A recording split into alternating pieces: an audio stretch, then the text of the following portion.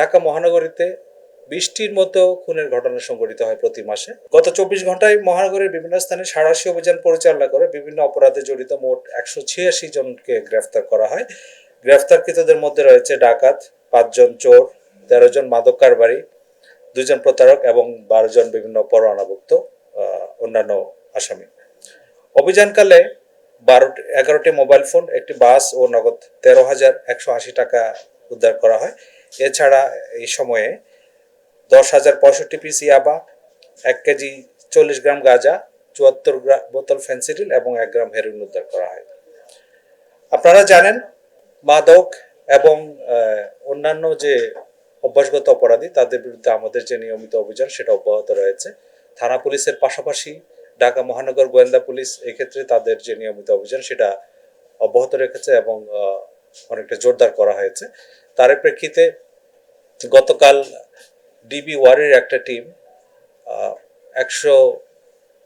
১২৩টি চোরাই মোবাইল সহ এই চক্রের ৫ জন সদস্যকে গ্রেফতার করে এবং আপনারা জানেন মোহাম্মদপুর এলাকায় কবজি কাটা আনোয়ার নামে একটা গ্রুপ রয়েছে। তারা বিভিন্ন অপরাধের সাথে সরাসরি জড়িত এবং এই অপরাধের যারা সদস্য তারা জনমনে আতঙ্ক সৃষ্টি করা থেকে আরম্ভ করে নানা সময় বিভিন্ন অপরাধ কার্যক্রমের সাথে জড়িত।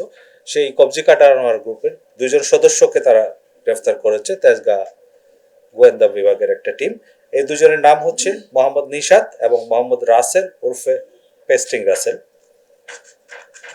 এছাড়া আপনারা জানেন, রাজধানীর গুলশানের সাবেক সংসদ সদস্যের বাসায় গিয়ে ৫০ লাখ টাকা চাঁদা দাবি মামলার একটা ঘটনায় ৫ জন রিমান্ডে রয়েছে। তাদের একজনের বাসা থেকে ২,২৫,০০,০০০ টাকার একটা চেক উদ্ধার করা হয়েছে এবং এই ঘটনার প্রেক্ষিতে পৃথক একটি মামলা কলাবাগান থানায় প্রক্রিয়াধীন রয়েছে।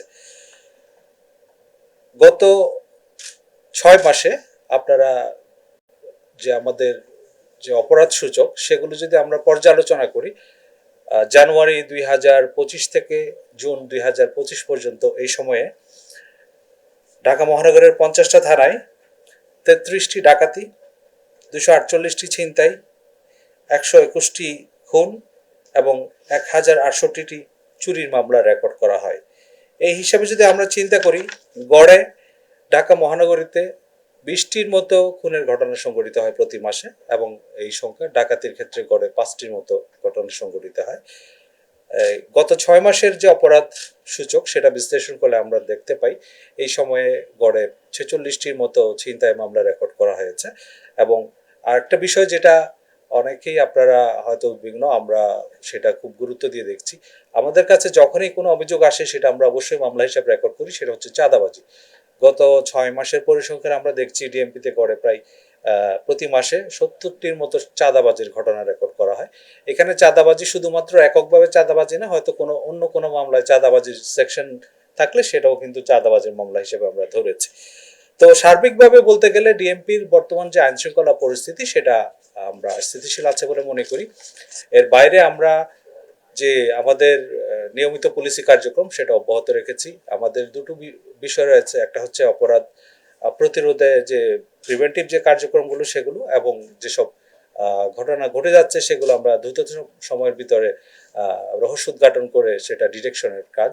আপনারা জেনে আনন্দিত হবেন, সাম্প্রতিক সময়ে যেসব চাঞ্চল্যকর ঘটনা ঘটেছে বেশিরভাগ ক্ষেত্রেই আমরা সেগুলো রহস্য উদ্ঘাটন করতে সক্ষম হয়েছি এবং যারা এইসব ঘটনার সাথে জড়িত ছিল তাদেরকে আইনের আওতায় নিয়ে আসতে সক্ষম হয়েছি।